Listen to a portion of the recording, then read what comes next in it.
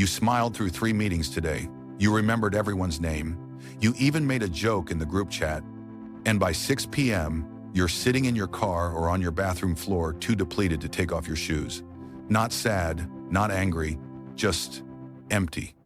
Like someone unplugged you from the inside. If that feels like a confession you've never said out loud, this is for you.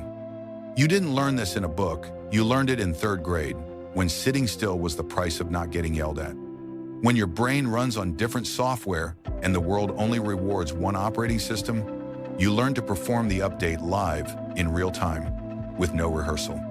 It's the beaming smile in the Zoom meeting while your brain is a browser with 47 tabs. It's forcing yourself to sit still when your nervous system feels like it's sparking. It's saying yes to one more task when you're already drowning because no sounds like an excuse. Here's what nobody tells you. Your mask is working. That's the problem. The better you are at this, the longer you go without help. The longer you go without help, the more the performance becomes indistinguishable from the person. You didn't start this because you're fake. You started it because it was safer. When ADHD gets framed as laziness or misbehavior, hiding becomes survival. When your environment rewards quiet, punctual, linear productivity, you learn to mime those things even if it costs you triple the energy. Every single interaction becomes a CPU drain. You're not just listening. You're listening while monitoring your face, while suppressing the urge to interrupt, while calculating whether you seem normal enough to belong here. That isn't social anxiety, that is labor.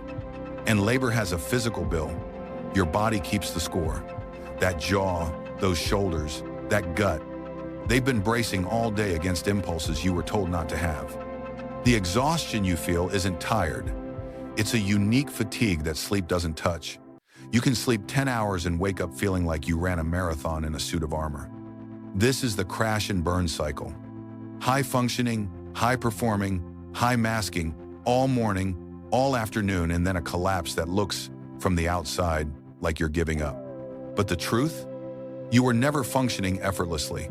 You were running on credit, and now the debt is due. Those tension headaches, the chronic fatigue, the feeling of running on empty after a full night's rest, these aren't stress symptoms.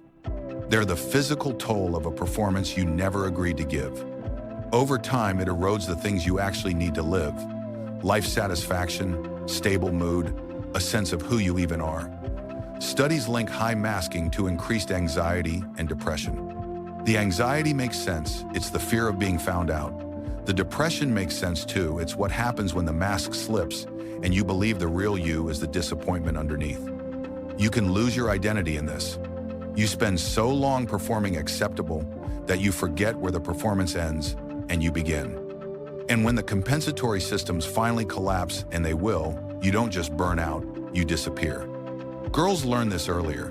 They're socialized to be quieter, more compliant, more attuned to social rules, so they mask harder, and they're diagnosed years later, if ever. By the time the world sees you struggling, the mask is near perfect and the burnout is severe. Nearly 7 in 10 adults hide ADHD at work. You are not the only one performing. You're just the only one who knows how tired you are. Unmasking isn't about becoming a mess in public. It's not about torching your stability.